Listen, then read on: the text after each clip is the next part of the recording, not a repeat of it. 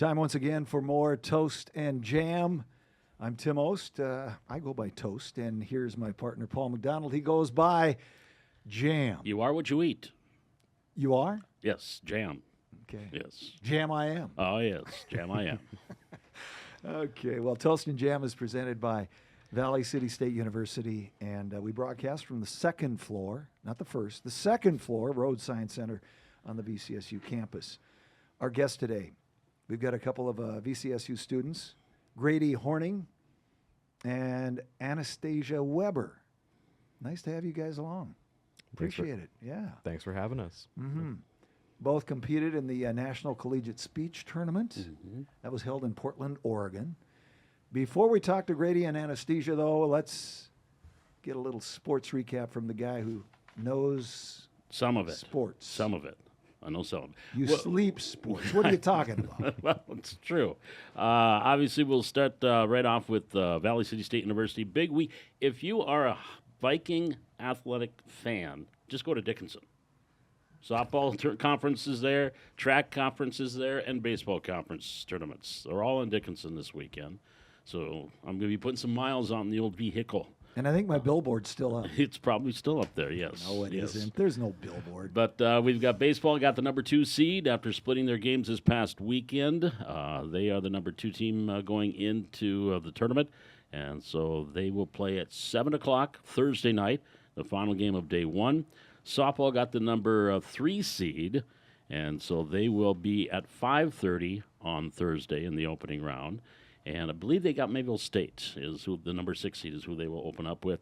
And then VCSU, the men, the baseball team has to wait to see who wins the Dickinson State Bismarck State game to see who they will have at 7 o'clock on Thursday night. Like I mentioned, the track conference meet is going on out there this weekend. Last week on Wednesday, another school record for Frida Barrera, the freshman. She went down to the Gary Wilson Invite in Minneapolis at the University of Minnesota and ran in the 1500 and the 800. In the 1500, she took 6 seconds off her personal best, went 4:46 and change, set the new school record. And that was a 32-year-old record that she broke back. It was 1994. Maureen Polachuk, I believe, was her name, that set the record in 1994. And Frida set it here this last Wednesday. So another record for the fabulous freshman from Clara City. Almost as old as you are. Oh, just about, just about. And also golf, they're in Arizona for the conference meet. That's still a tough, head scratcher. That's but still tough That's to still play a head in Arizona scratcher down when your there. teams are in North Dakota, Montana. Let's go to Arizona for the conference meet. But anyway, And they're missing out missing this out great on all weather. this great weather. All this great 40s, 30s. but they got 36 holes today in the opening round, and then they'll play 18 holes tomorrow down in the Phoenix area for the I feel sorry for conference. them. I do. I mean, really do. I know. I told Colin, you need a vacation. Why don't you just go to Arizona? So just go down there and spend a few days. Yeah. And, of course, Highliners, they're just about ready to wrap up their regular season. And with baseball, softball, they're home today here at VCSU, at the VCSU Softball Complex at 4:30. But the last thing I'll say about the Highliners leads into this Yeah, it does. It really conversation. does. Mm-hmm.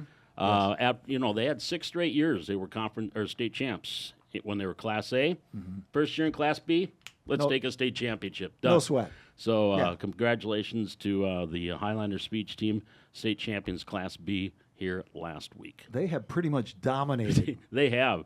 in the speech category. they I mean, have. even in Class A. Oh, yeah. Always. It is definitely, I mean, you think about 6 straight. I think they were in the top 2 or 3 the years that they didn't here in the last couple of years, and then their first year in Class B, state champs. Okay. Were you in speech?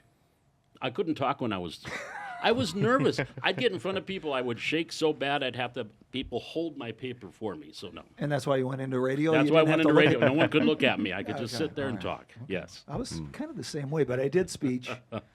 I did choir. I was a singer. I did choir, speech, band, all that stuff. We were state champs in 73. Okay. Wow. If that means 1873 or 1973? 1873. Just checking. How do we lock onto this craziness? Oh, yes, it is. It is. It's definitely do not operate heavy machinery when you're listening to this. But you would be going. You go to Spotify, Apple Podcast. We have Toast and Jam, toastandjam.com, and of course on the VCSU YouTube page. You can check us out as well. And again, little clips from here and there throughout our social media. So again, when you go to those spots, click on it, subscribe, and like us. By the way, if you have a short memory, you are listening to Toast and Jam. Our guest today, Grady Hornung and Anastasia Weber, who competed in that National Collegiate Speech Tournament. I mean, there is such a thing as a state tournament, but a national tournament. Now you're talking the biggies here. But first, let's get a little background from both of you. Anastasia, why don't you tell us a little bit about yourself? Well, my name's Anastasia Weber. I'm an English major here at Valley City, a sophomore, just finishing that up in the next few weeks. Okay. I have a sociology minor right now and a professional writing cognate. I'm not quite sure what I'm going to do with my degree yet, but we're looking at different things. Okay, where'd you come from? I'm from Jamestown, North Dakota, but I actually went to school at Dakota Adventist Academy in Bismarck. Okay, very good. What brought you to Valley City State? My mom went here, and she actually still knows some of the teachers that are teaching here. So that's how I first got connected. And then it was away from home, but it wasn't at home. So it was a good middle. And I'm able to visit my family and still come to school and be away. Okay, very good. Grady, tell us a little bit about yourself. I know Walhall is home. I think I spent a weekend there one night. I'm not sure. But tell us about where you grew up, what brought you to Valley City State? So like you said, I'm Grady from Walhall, North Dakota. It's about 3 miles away from the Canadian border and 30 miles away from Minnesota. So it's just in that northeastern corner. And I guess I came to Valley City. It was actually really funny. So we all had this day when we were seniors where it was the free college admissions day, right? The free application day. And I did not know what I wanted to do with my life. But I was told that I had a good speaking voice. So I was told, just do communications. So I said, okay. I Googled top communication programs in North Dakota, and Valley City was there. And I said, I don't think anybody that I know is going to Valley City. I'll go to Valley City, get a fresh start. So I came to VCSU originally as a comm major, but then I eventually just got roped into being a music ed major because I really enjoyed music when I was in high school and kind of kept that passion throughout. And I realized that I could do it. That was a big reason why I didn't do it before. I was just I can't do all that theory stuff. That's beyond me. But then I had a roommate who was a music ed major, and I looked at his theory homework, and I was like, that's actually kind of easy. Okay. I can do that. I can do that. So switched my major halfway through my freshman year. Okay. Question for both of you. When and how did you get started in speech? Do I go? Okay. Yeah, go ahead. I was actually very afraid of public speaking, very nervous, and I was I'm never going to do this. And then I had to take the public speaking class last year with Tammy Jo. And she wrote on my paper, you're a great public speaker. You're natural. And I was like, I don't think I am. But slowly throughout the semester, we got more comfortable as a class. And then towards the end, Tammy Jo was like, you should join speech team. I was like, I don't want to. And over the summer, I kept thinking about it. And she sent me an email. And then we came to Marketplace at the beginning of the year where all the clubs are out. And I was like, I'm just going to try. Okay. I'll try one. And I kept with it because it became much more easier. And everyone there, even when they're competing against you, wants you to succeed. And that really helped me. Okay. Grady? So I've always liked to perform. That's just kind of been what I found success in. And so I was just kind of always latched on to any performing opportunity that I got. Our high school didn't actually have a speech team until I was a sophomore. Then sophomore year, COVID happened. So about I went to one meet, had a good time, and I was excited for the next one, and then we got no more school, so tough. But after that year, I just kept doing it. I was our school's first state qualifier in, we don't have this in college, but it was the EPR category, and that was fun. Kept doing it. Got to VCSU, they did not have a speech team, and I was like, that's kind of a bummer, but I guess I'll put that behind me. I helped coach the high school team for 1 year with my friend Maddie Claybo. and that ended up being pretty fun. They won state in Class A that year, and I got the opportunity to help coach some of those kids. So that was a really good experience. Really helped, especially as a freshman that had just went to a music ed degree. I was like, I can actually work with high schoolers. This is a good learning moment. In my junior year, Tammy Jo started up the speech team, and went to our first meet.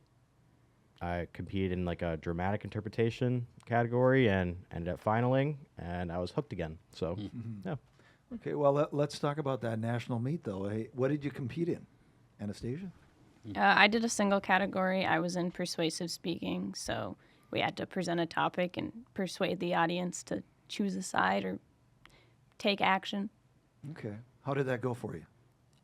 My speech was definitely not formatted like the rest. I had never seen persuasive speaking, but I think it went pretty well. People were listening, and I learned a lot from other people's speeches. Sure. How about Grady? I did 2 categories. I did dramatic interpretation and I did prose interpretation. So dramatic is typically from like some people choose a play, some people choose. It can be from anything, but it just has to be.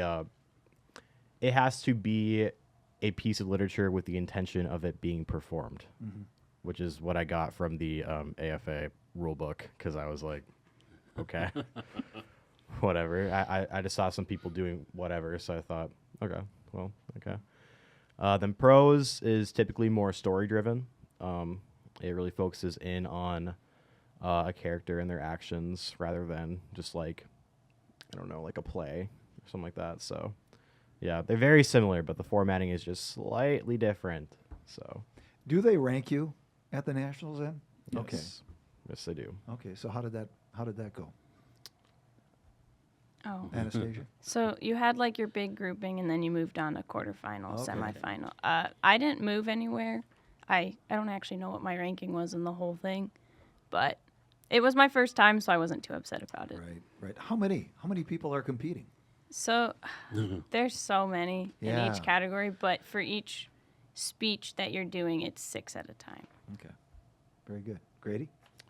So I actually hit quite a few tough rounds. I'm not gonna lie. I had in my pros round, I had oh my gosh, it's round 2, and I had I think 3 national finalists just in that round alone, and that's just like luck of the draw. They don't Sure. they don't seed in speech because I mean it's kind of How do you? how would Yeah, you seed in right. speech, right? It's a subjective sort of event, so I mean it's kind of tough to really see like, oh, who's the best? Well, I don't think they're the best, right? It's tough, but I ended up not getting to quarterfinals, but I did place within like the top 60, so that was pretty good. And that was in both categories, so Okay. that was fun. Well, Paul and I, of course, did the radio thing. Was there a radio broadcasting category? Unfortunately, there is not a radio broadcasting Oh. Not in the category. not in college. However, Yeah. I'm pretty sure in some different like leagues within college forensics there is something similar, but for the American Forensics League, they don't have one. I think the closest you can get to that is a communication analysis, but yeah, there's no like official like radio broadcast like there is in high school. Okay. Well, let's talk about that speech team. Of course, your coach, Tammy Jo Taft, she's standing back there. She's kind of keeping her distance. How many students on the speech team?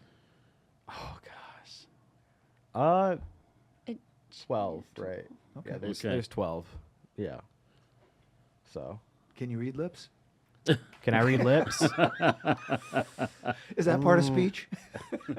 A surprisingly good skill to have for speech. Yeah. Yes. Yes. And I looked at you competed in a lot of meets this year, Mm-hmm. which definitely is kind of encouraging. You can practice, you can get better, and of course it led to nationals for you guys. How did you get to nationals? The qualifying? Or? Yeah. How do you So do that? you have to get through. You want to explain? Yeah. Okay. I'm new. So to pre-qualify, you have to go within like a sort of like leg system. So, The so teacher. The so teacher. Tammy Jo is writing on the board, but I hope that I can cover it all. I'm gonna. Yep. I've been studying. Okay. You knew this. So there's a leg system, and the goal is to get within 5 legs in order to qualify for nationals. So either 5 or below. The only way to get a leg is to place within the top 3 of a meet, and it depends on how many people are in the meet. So, for example, like I pre-qualified because I had, I think I had like 1 or 2 tournaments where I placed within the top 3, and there were like, I want to say like at least 7 or 10 people. I don't know for sure. And so you have to do that, and then you can qualify. You can qualify through online meets. There's the District 4 qualifier that happens at the end of every semester, or I guess it didn't happen at the end of spring semester, but it happened a couple weeks before the national tournament. And I'm pretty sure if you place within that, you qualify for nationals. So, yeah, some people will qualify through there. Okay. Well, Grady, what's in the future after graduation? So I am hoping to go to grad school for vocal performance because I just want to keep performing. But I for sure will want to teach in some capacity, whether that is high school, middle school, elementary, or the college level. I will, I guess, figure out when I am done student teaching. Well, I have to figure it out. So you gotta get a job. Gotta get a job. Gotta get some money. You know. But I think once I'm done student teaching, I'm gonna start applying to grad schools, stuff like that, or I'm gonna do that while I'm student teaching. So Okay. Anastasia, you're going to be a junior next year, huh? Yep. Yeah. Getting close. No real thoughts yet? There's a few floating in my head, but Okay. so much can change. For sure. Yeah. When you go to competitions, you have a certain amount of time to prepare. You're given your topic, I believe, and then do you have like 7 minutes to get your speech, or do you have a certain amount of time to prepare before you perform? That actually, there are some categories that are like that. The categories that we competed in, she did a piece that she had written up, and she's been performing that like all year round. I did 2 pieces that were, I found them at like the start of the year, performed them all year round. There are some categories where that is the case. Like impromptu, you have a very limited time where you flip over a quote, or sometimes it's an object, and you just have to create a speech surrounding that quote and relating it to your point that you want to make. There's extemporaneous speaking, and that is where you're given either like a national or international affairs sort of topic, and you have 30 minutes to give your point, and you have to back it up. Okay. So there are some categories that are like that. That almost sounds like debate. It does sound like debate. It does. We don't have like a debate team, but this is also kind of the debate team. Like if we wanted to, if we had interest from people, we would do some more debate stuff. But currently we don't have people interested in doing debate, but Tammy Jo has been trying to push me to do debate, and I don't know if I want to do debate. I'm not too good with Cards? Collect the cards? Yeah. well, I guess. But yeah, we watched a couple of debate rounds, and it definitely does kind of like feel like that format a bit. Yeah. If you were a recruiter right now and trying to grow that number from 12 to 15 to 20 and trying to, how would you try to recruit people and get students to join this team? Personally, I would do it based off interest, you know?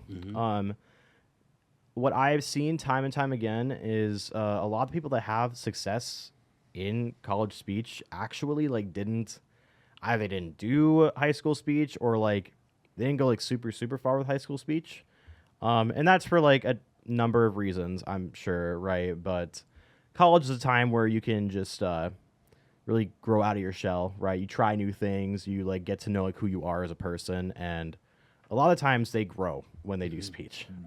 So I would do it off of interest right now, especially with the team that we have. We have like 12 people, right? It's really just about like keeping those numbers, building off of that, keeping people interested. For competitiveness, I would say a combination, just like interest, but also like, why do you want to do speech, right? Like, do you want to do it to become a better speaker, or do you want to do it to like, get better at the category that you are interested in, right?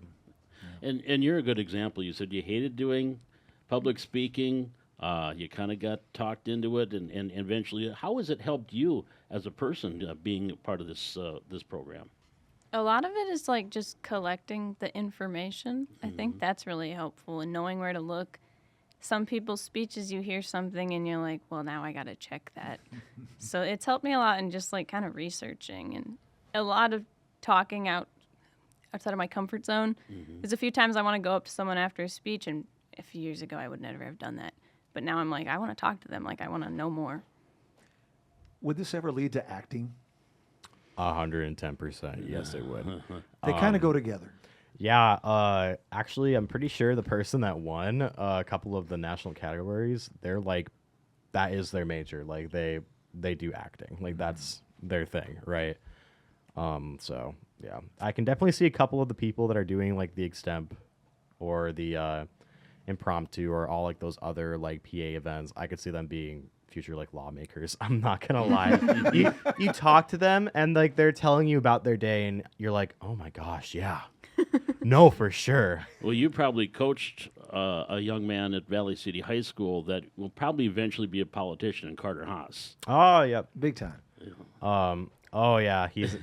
I actually talked to him a couple days ago. I was observing at the high school, and it was like the day they were leaving for the state meet. I'm very proud of how he's done. Yeah. He's grown. I personally didn't work with him too much because that was not really my deck of cards. I wasn't really into extemp or impromptu or any of the categories he was doing, but I did get to give him pointers on like delivery because it's a big part of the game. It's like, if you just kind of talk like this, you do whatever, it's like, oh yeah, your information's great, but like, I'm not going to listen to you. Yeah, no. Right. But I'm yeah, nodding off here. Yeah. I don't really have to tell him much. He has a very, very easy voice to listen to when it comes to that stuff. Yeah. So, what would you tell high school students about Valley City State? Well, if you are looking for if you're looking for a school that is very personal, where you know everybody, I would definitely suggest keeping this on your radar. I have met so many amazing people just here, and a lot of people think that you can't really branch out if you go small, but I disagree. I am meeting so many people at the state and national level, and I'm from Valley City. Like, I'm here. There's like 6,000 people here, right? Well, look at the cap. Yeah, exactly. Exactly. It's bringing to the valley. Yeah. There you go. He Right. found a home, Oh yeah. Anastasia, and I'm sure you're going to say, I would thank my mom for sending me here, right? I would again with the personal, like the teachers know you and they're able to notice if something's off or notice if you need help, and you're actually able to go to them. But they're also just interested in you beyond academics. Like, they'll talk to you about your day. They notice things. And I think that's really helpful because I've never been to a really big school, so I like when they know me. Definitely. Wow. The student to teacher ratio is crucial because I've been in one of Tammy Jo's classes, and it's just a group of just sit and have a conversation. Yeah. Loving the one-on-one too, I mean, Yeah. you're able to see the teacher or talk to the teacher. A lot of times you can't do that in a big school. Yeah. No, for sure. As soon as we're done with class, they leave. I don't want to talk to kids anymore. I'm out. See you next week. Office hours are done. Very good. Well, I want to thank you guys for coming on. This is great. And good luck in your futures. There's a lot out there, Yeah, for sure. And Grady, don't forget about radio too. We need a lot of good radio people. We've lost a lot of good radio people. We need that next wave. I know my mom. She keeps telling me, maybe you should just pick up a comm minor. And I'm like, I don't got much time to do that right now. But you know what? You never could do it know. anyway. I mean, That you could walk into a place and they would probably take you on part-time basis. You know, you could teach, you could do that. You know, right, Paul? Oh, absolutely. Yeah. Yeah. We did that. That's I what think. we did. Yeah. Sweet. But no, hey, have a great day, have a great week, and the rest of the school year, and all the best in the future. Awesome. Thanks, Thank guys. you. Absolutely. Tammy Jo, thank you. Yeah. Silent partner. That's the longest she's gone without saying a lot in a long time. That long is correct. time. I speak the truth. Now we're gonna go through some other things here too. You can chime in, or you can, if you have to get to class or whatever. I do have a class. Okay. Hey, Thank that's you okay. again. Well, thank you Appreciate so it. much. Appreciate it. Yeah. Today in sports history, Yeah. on this day, 1956. That is what now? Well, 70? 70 years. 70 years ago today, Cincinnati Reds outfielder Frank Robinson hits his first of 586 home runs. That was number one, huh? Number one. Wow. On this day, 1957, LPGA Western Open Women's Golf, Montgomery Country Club. Patty Berg wins her sixth Women's Open by a stroke of her Whiffy Smith. I like that, Whiffy. I don't know if you Whiffy. want that for the golf name, I though. whiffed. Tammy, if you want to grab a seat, you sure can. Oh, yeah. You know, we've got time. On this day, 1961, Milwaukee Braves future Hall of Fame pitcher Warren Spahn throws his second career no-hitter at 41. He was 41. Beats San Francisco 1-0. On this day, 1985, I like this one. We're all going to relate to this. Billy Martin named New York Yankee manager for the fourth time. I've heard of people, getting fired and coming back. Yeah. There's some people that are good at their jobs and just like to keep doing it, no Yeah. matter where. No right? matter where. I'm going to no fire matter him. what. I'm never going to have him back, but here he is. On this day, 2016 NFL Draft, Cal quarterback Jared Goff, first pick by the LA Rams. Wentz was in there too, right? He was number two. He was number two. Actually, yes. they traded. Yeah, they to did. flip-flop. They did. Yeah. Okay. Some of the things that went on this day in history, sports birthdays today. On this day, 1964, Barry Larkin, Baseball Hall of Fame shortstop, was born. Let's see, World Series 1990, NL MVP 1995, three-time Gold Glove winner. Pretty good shortstop. Not too bad. On this day, born in 1966, the guy still hits the ball about 500 yards. John Daly is 59 today. The guy could crush the golf ball. He could. He had tough times, though. What year was he born? 1966. Okay, so he's 15. 60 today. Yeah, they're a year He's behind probably her. in Mesa hitting golf balls with He the probably golf is. team. Exactly. The golf team will probably see him on the course. Yeah. Other birthdays today: actress, singer Anne Margaret is 85. Mm-hmm. Former Tonight Show host Jay Leno is 76. What happened to those old good Tonight Show hosts? What happened? They retired. I know. And now look what we have to put up with. Oh. No, there's a couple Did of good I ones. say There's that? a couple of good There ones. is? For me, there is. Okay. Well, Tim, have you ever applied? See? Exactly. Yeah, I'm not in that Johnny Carson category. I'm sorry. Okay. Joke of the day from the granddaughters in Minot. They supply the joke, and it's a spring one. I told you I got two of them last week. Yeah. I only shared one last week. Here's the other one. How can you tell spring flowers are friendly? How can you tell spring flowers are friendly? Mary Jo?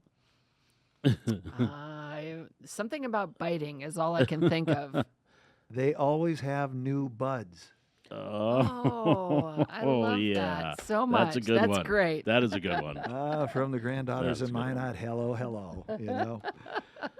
Goodness gracious. But hey, Tammy Jo, great year in speech. And you got things going here with that speech team. This is great. The kids are awesome. They're so good at it. And what they didn't say is that they had to beat so many other students in their categories to make it to nationals. It just is amazing. It Like takes a little work. it does. It takes, like Anastasia was saying, they write their own. They have to research their own topic. She talked about illiteracy and adult illiteracy and how 1 in 5 adults you meet is probably illiterate because of just the lack of reading and what that means and how people can support their libraries to combat that. Like really powerful, important stuff. And so I'm so proud of them. And at the same time, we hear about all that stuff, but look at what they're doing. You know, that's the other half. Yep, exactly. Which is incredible. Yep, they pick things they're interested in, and then they go out and talk about it, and that's it's so powerful, right? It's really exciting to see what they're doing. And speech is a part of school that I think really gets you ready for adulthood. Oh yeah. It really does. That next job. Listen, I know how to sew a pillowcase because of facts, right? But I use public speaking every day, so. Right. Yeah, exactly. And like Anna said, it brings her out of your comfort zone. I mean, a lot of these kids, whether in college or whether in the high school, I know I've talked to a lot of speech students in the high school ranks. They were very introverted, and this forces you to become an extrovert. I mean, if you're going to compete and if you want to do well, you gotta get out there. And it's one of the only competitive things that we offer like that, where it doesn't matter if you have the skill coming into it, you can develop the skills by doing it to become a really good competitor at it. And so unlike, basketball, you've got to be good to play on the VCSU basketball team. Right. But speech, we want students who are interested in learning and students willing to try. Do you offer scholarships?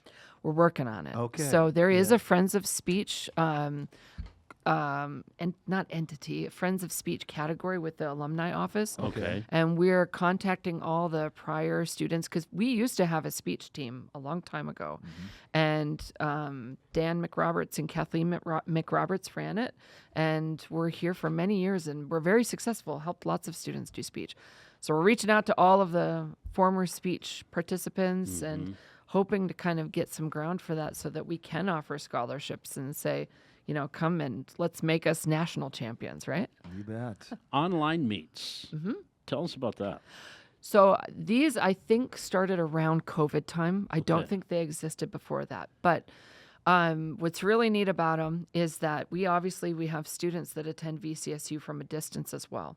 So it doesn't matter if you're physically on campus or if you're attending online, you can be a part of the speech team. And so the way it works is you practice your speech with me, we meet, we go over it, and then you record you delivering your speech, and then you upload it. And so what's really interesting is some of those categories they were talking about where you have limited time, like impromptu speaking, they literally give you a quote, and you have to give a 7-minute speech with the quote in your hand. Like you have 7 minutes from the moment you read the quote to the time you're done speaking. And so the way those meets work is you get the quote, you record yourself for 7 minutes, you got to speak. And then people that judge, like other judges, will watch the videos and then rank, how is every speaker in the round. And so what they were saying is that they didn't make it to finals.